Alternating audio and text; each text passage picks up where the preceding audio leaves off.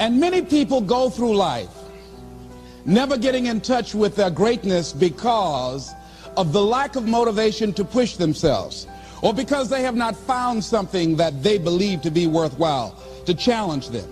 That many talented persons have gone unnoticed, and the world never had a chance to be exposed to their talent because that person did not take the time to begin to express or to demonstrate or to motivate themselves in the direction to bring that which they came into the universe to bring. Many people will leave the universe without a trace. No one will know they were here. And in fact, under their name, we could put under there, not used up. Will anybody know that you came this way? What contribution are you giving? What will you leave? What will be different because you came this way? That life is our gift to us, that God has given us, and how we live our lives is our gift to God. What kind of gift are you formulating? Is this a gift that you like to take back and do something else before you turn it in? Think about that. What can we do? What are some of the keys that we can begin to use to motivate ourselves when our batteries run low? Because I don't care who you are, I don't care what you do, at some time you are going to get tired. At some time you're going to get in a rut. Seem like nothing you do works out right. And sometimes it just seems like you just don't have the wherewithal or the will to do anything. That sometimes you act like you're punch drunk. You're just wading through life, just doing time day in and day out, looking at non-discriminatory television, anything that's on, just looking. And depressed, feeling powerless, feeling useless, and bored. What do you do? How do you get yourself out of a rut? How do you, when you know you can do more than what you've been doing and you're not doing it and you're discontent with where you are, you get angry at yourself. How do you get out of that rut? How do you motivate yourself? One of the things that we must do is that we must be involved in working on achieving self-mastery. You must work on yourself continuously. Never be satisfied with yourself. Always know that as you invest the effort and time on you, that's the greatest ability that human beings have above animals. See, a dog can't be anything but a dog. Tree can't be anything but a tree. Human being, you've got unlimited potential. You can put effort on you, and by concentrating on you and developing you, you can transform your life wherever you are right now. So you want to work on yourself. You want to read books that inspire you and motivate you. You want to listen to tapes over and over and over again. And I suggest that you listen to tapes when you first get up in the morning. You want to control the spirit of your day.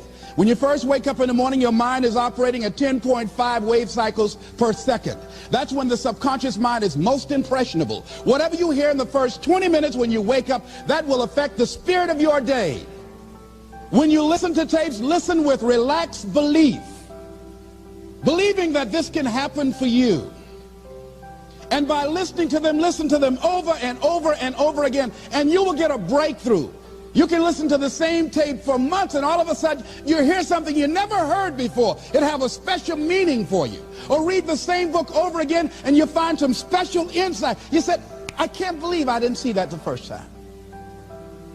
So you want to be involved in developing yourself. Most people won't do that. Most people won't take that kind of effort and invest that kind of energy in themselves, because they will fall prey to that conversation within. Oh, don't do that. You don't have time. You're too busy. You're too caught up in the rat race. Most people won't do that. Well, they won't take time to go to lectures. They won't take time to go to seminars. They won't take time to go to classes to improve themselves. And as you continue to work on yourself, you will begin to expand your vision of yourself. You'll begin to work towards self-mastery. And you will begin to see it reflect itself in all the dimensions of your life, your mental life, your physical life, your social life, in your relationships, your monetary life. So concentrate on developing yourself. Because if you don't, I guarantee you that you will make a settlement. And most people have. And most of us already have. What kind of settlement have you made with your life? Many of us are making in-life settlement. We're settling for less than what we actually deserve. We don't feel good about it, but we make it work in our minds. We'll come up with some kind of excuse to make it all right. What kind of settlement have you made with your life? Many of us settle for less than what we want out of relationships because we don't have the courage to change them. The next thing is, in order to begin to find some keys to self-motivation to drive yourself, in addition to working on yourself, and as you work on yourself, you feel good about yourself, and as you feel better about yourself, you treat yourself differently. Develop a health plan. See, you can't feel well and do well if you don't have good health. You can't perform if you don't have your health. Your health is valuable. Develop a health plan. A plan that you will follow, because this is the only vehicle that you have to carry you through this experience called life. And you want to take good care of it because you love you enough. You care enough about you. And that's not easy. It is not easy having a health plan and sticking to it. But you're worth it doing it again and again and again. Next thing is, as you take care of yourself, the next key is keys to motivation, to self-motivation. You want to live life with energy and passion. You want to make a conscious effort to be lively. See, in life, you either saying hello or goodbye. You either on the way or in the way. You want to be happy. You got a lot to be thankful for. But you watch some of the faces around you every day. And I tell you, some of these faces, they will put you in a depressed state of mind. So you want to avoid these kind of faces. When you see them coming, turn your head. The things that you say to yourself, you want to watch them, and in watching them, you want to take charge. So you've got to learn to stand up to yourself inside yourself. And short circuit, override that conversation that's always going on. 85% of what that conversation will tell you is negative. It's negative. It will tell you you're tired when you really are not tired. It will tell you you can't do it. It will fill you with fear. So you've got to watch that conversation. And when you find it going on, you've got to stand up to it and say, I'm going to do this anyhow. I'm afraid, but I'm afraid not to do it. And I'm not going to let you stop me. The biggest challenge that you will have in life is you. There's an old African proverb that says, if there's no enemy within, the enemy outside can do us no harm. The next thing that is a key to self-motivation is that you've got to ask yourself, what do I want out of life? What do you want out of life? What do you want out of a job? What do you want out of a career? What do you want out of a relationship? What do you want? What gives you your life? How will you know when you got it? What will make you happy? You need to know. You need to start asking yourself some questions. What do I really, really, truly want? You need to be exact about that. Don't be vague. Oh, I just want to be happy. That's too vague. What will make you happy? How will you know when you got it? Zero in on it. Be exact. Be specific. And as you do that, that will stimulate that superconscious mind, or the reticular activating system of your mind, that will begin to find those things, to identify with it. And once you begin to determine that which you want, take the time to write it down. Don't just think about it. Write it down. That is a subjective process that engages the subconscious mind. Write it down. Once you write it down, read it 3 times a day, morning, noon, and night. Why is that important? Because what it will do, it will cause you to focus. It will cause you to concentrate. When that other conversation is going on telling you what you cannot do, telling you all of the impossibilities and all of the obstacles, your concentrating will begin to create a larger vision within yourself, and you start looking for and seeing some new opportunities. You start creating some openings for yourself. As you begin to read that every day, day in and day out, that will make you focus. That will discipline your thinking. And you'll get all kind of creative ideas. As I talk to you right now, being involved in this immersion process, you're going to create some openings for yourself. You're going to get some ideas. You're going to feel your adrenaline flowing, and you're going to think about something, some idea you had. You say, I want to go back and I'm going to look at that again from a different vantage point, not from the level of the problem of the obstacles that I encountered, but from a higher vantage point. Because what you will begin to see and to know as I talk to the higher consciousness within you, that you are powerful, that you are a miracle worker. And that inner conversation has conditioned you to believe that you are not. And as you begin to discover the truth of who you are, whatever challenge that you're facing in life, and if you're living, you're facing some challenge, you'll begin to know that you're powerful and that you're a miracle maker.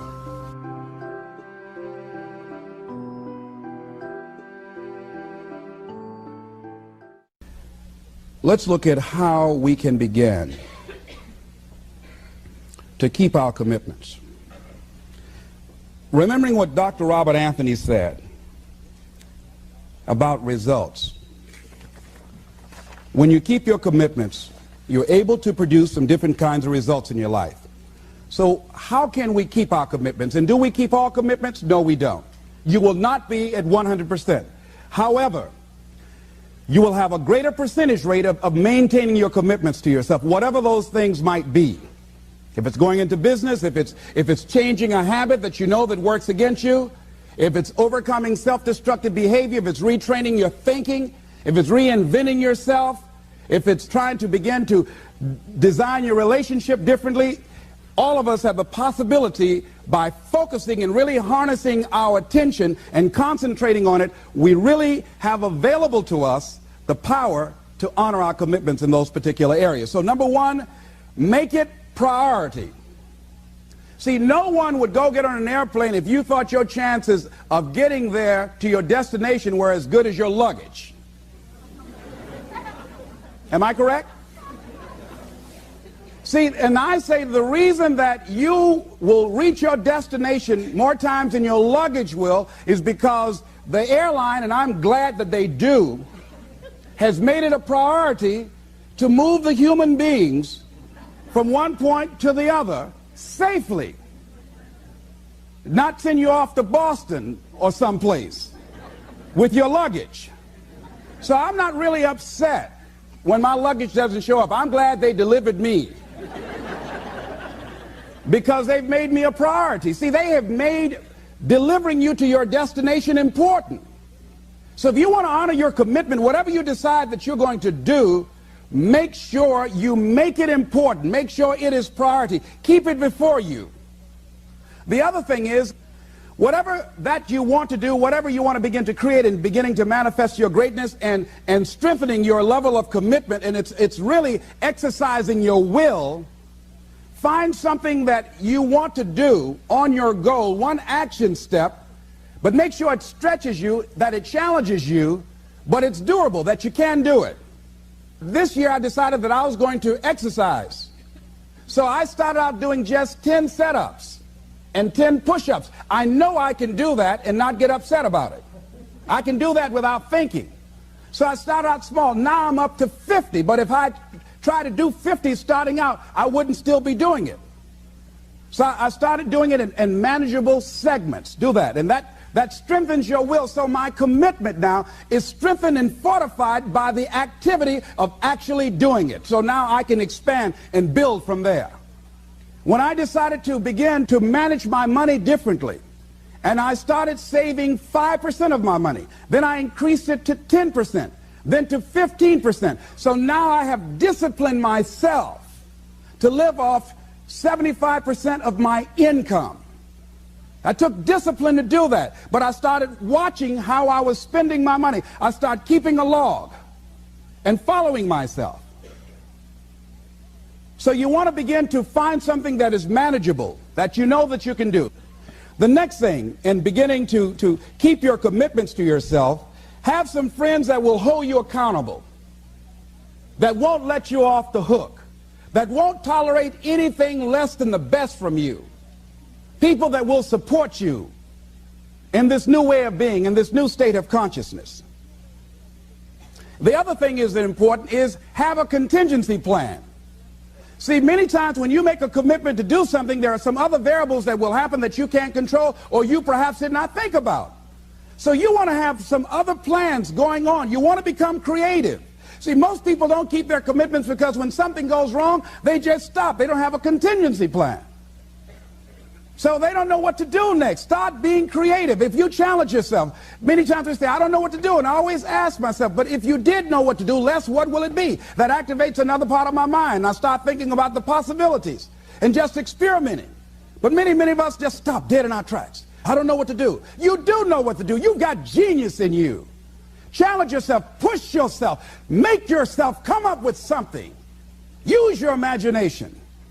And what you will find is that you know more than you realize that you know. That you're more creative and more resourceful than you realize that you are. And as you do that, the more you do it, the easier it will become. At first, it's going to be a struggle. And after you get into a certain level of consciousness, you will ask yourself, how is it that I didn't see this before? At the level that I'm managing my business now, they say consciousness is what we are. I literally look at myself and say, how is it that I didn't do this before? Why is it that I couldn't see this before? And the reason that I didn't see it before, because I didn't challenge myself.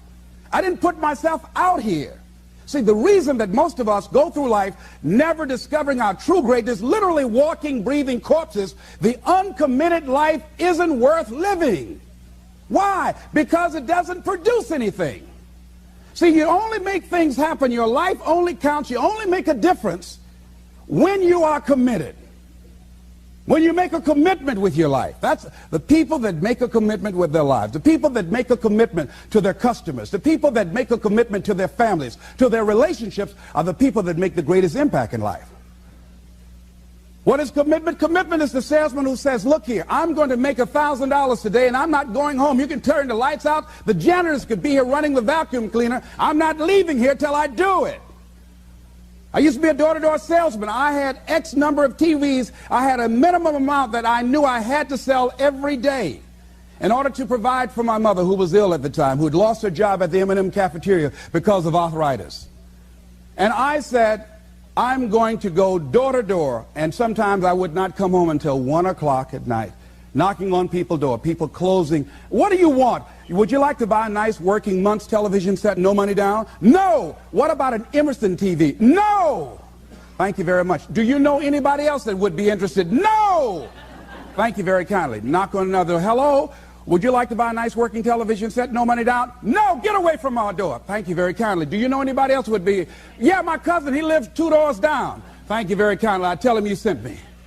When I hear your cousin told me that you wanted to buy a television set, told me to come here and talk to you, we got a special discount for you. Yes, come in, I'm interested. I would just keep right on.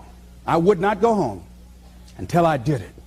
It's an interesting thing, ladies and gentlemen, that when we put ourselves in a situation where we say we're going to do it, it puts you in another zone where the universe responds to you.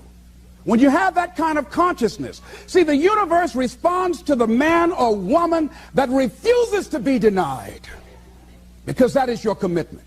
That business that you want, that book you want to write, that dream that you have of controlling your destiny, that is yours. That power to create that and to manifest that, that is yours. That's available to you. But you've got to be willing to stand there and face disappointment, not have support, be lonely, doubt yourself sometimes, be rejected again and again and again, become bankrupt if necessary, again and again and again, and refuse to turn around until life gives it up. Nothing can resist a person that has that kind of commitment. The people that have made a difference on the planet. When John F. Kennedy said, we will go to the moon in the next decade, he spoke it. That was a commitment, and people shared that vision. People bought into that.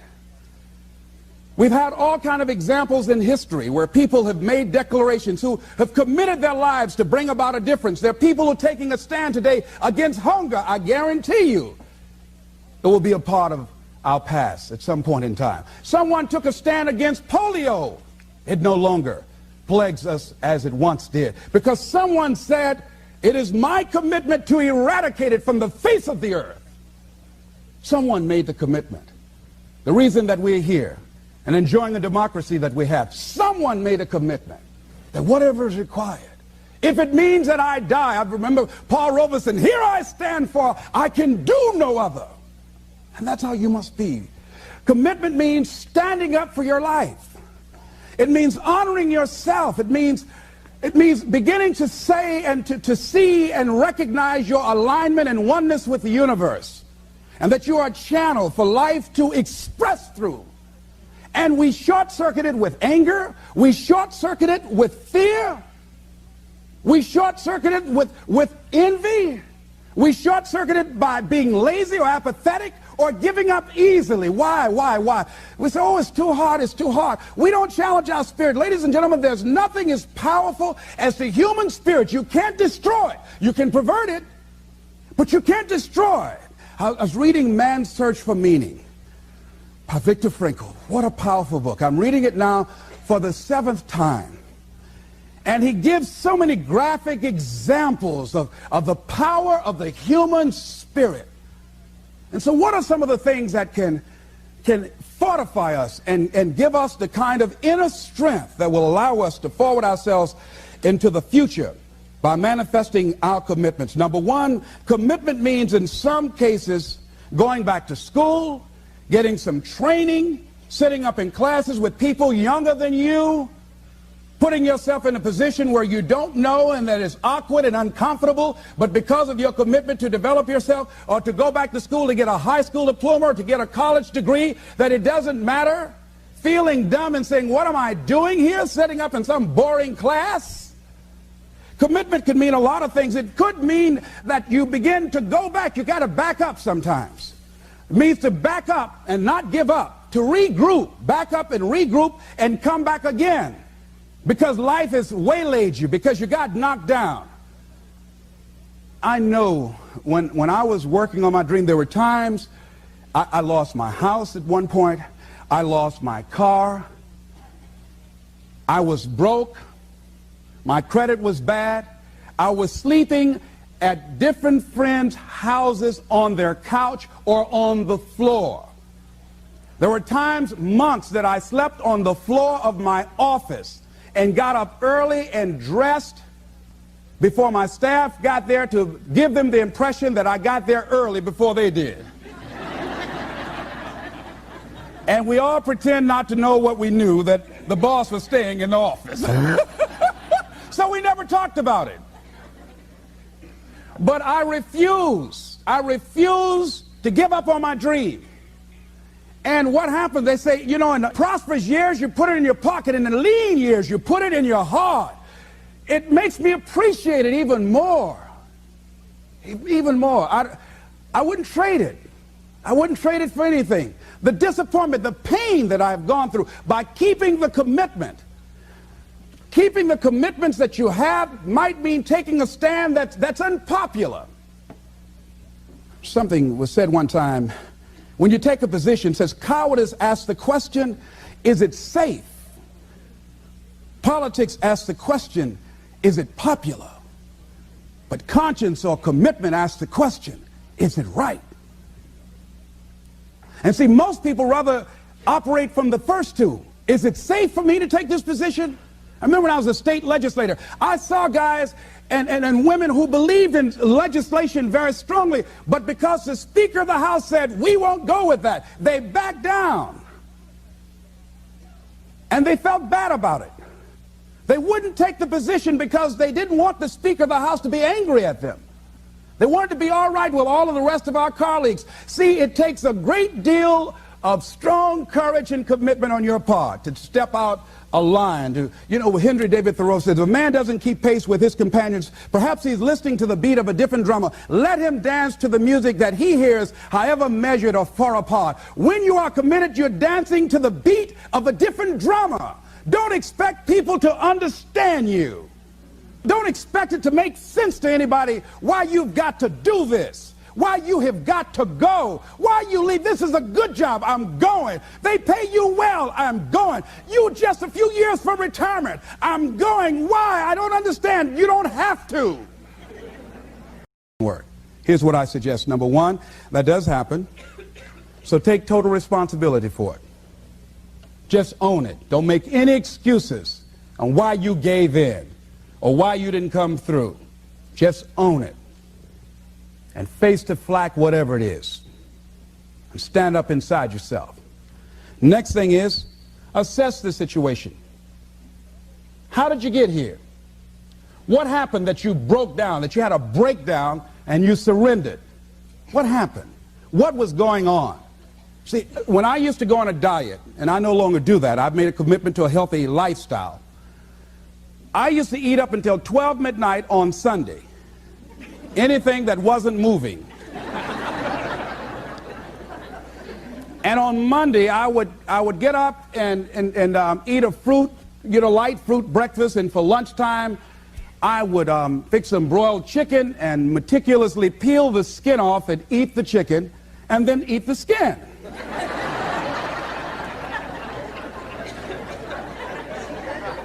Do 5 setups, look in the mirror, and become discouraged because my stomach doesn't look like a washboard or one of the Avon Haley dances. And I say, what the use? And then I go to the refrigerator and eat food cold standing right there in the refrigerator. So when I evaluated where I broke down, I realized I can't have junk food in the house. So I changed my route. I stopped taking people to lunch or to dinner because I couldn't sit there and watch them eat. When I had to go someplace and speak and they were eating, I said, call me downstairs when it's time for me to speak, because if I sit at the table looking at them, the food's going to call my name. And I know this. So I had to begin to make sure that I wasn't putting myself in a position where I would give up on my commitment. Am I making sense to you? Yes. So I began to strategize around avoiding situations where I knew that I was going to become weak. Another thing I do when I don't keep my commitment, I either deny myself something or I do a trade-off. If a glazed donut takes advantage of me, then I require myself to do an extra 25 setups, or I walk for an extra 15 or 20 minutes because I got a hammerlock on my head and say, come on over here. So you might have to deny yourself something or do a trade-off. Do something that will offset it. The other thing is, start again. So what? You fell flat on your face. So what? Start again. Learn from the experience and start again. Don't count yourself out. Don't sentence yourself to a lifetime of being miserable, a lifetime of being broke, a lifetime of being unhealthy, a lifetime of being in a relationship that is no longer fulfilling to you. A lifetime of working on a job that does not bring you satisfaction, that's not giving you the creative urge that you need and that got to have in your life that stimulates you. Don't sentence yourself like that. You are a human being. Don't volunteer your life that way. Your life has too much value to the universe. You've got something to contribute. You've got something to give. And so what if you make a commitment and you're not able to do it like a pro? That you're not good as everybody else. Live in the moment. I like what this says. Look to this day, for it is life, the very life of life. In its brief course lie all the realities and verities of existence, the bliss of growth, the splendor of action, the glory of power. For yesterday is but a dream, and tomorrow is only a vision.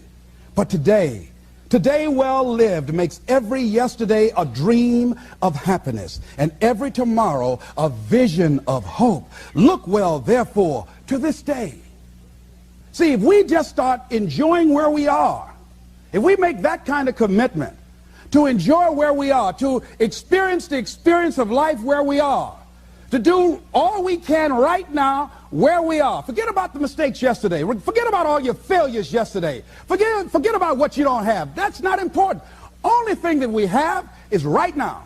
Right now, right now. And I say that life is calling on you to call forth on that. The optimists, which I think one of the most positive groups in the world, they have something called the Optimist Creed, and I like, it says promise yourself. I changed it to commit yourself, because I think that commitment has more power than promise. It says commit yourself to be so strong that nothing can disturb your peace of mind, to talk health, happiness, and prosperity to every person you meet, to make all your friends feel that there is something in them, to look at the sunny side of everything and make your optimism come true, to think only of the best, to work only for the best, and expect only the best, To be just as enthusiastic about the success of others as you are about your own. To forget the mistakes of the past and press on to the greater achievements of the future. To wear cheerful countenance at all times and give every living creature you meet a smile. To give so much time to the improvement of yourself that you have no time to criticize others. To be too large for worry, too noble for anger, too strong for fear, and too happy to permit the presence of trouble. Commit yourself to these things. Isn't that powerful? What a commitment to make with your life. Commit yourself to stretch, to get outside of your comfort zone and not be concerned about what people think about you, because they're thinking it anyhow.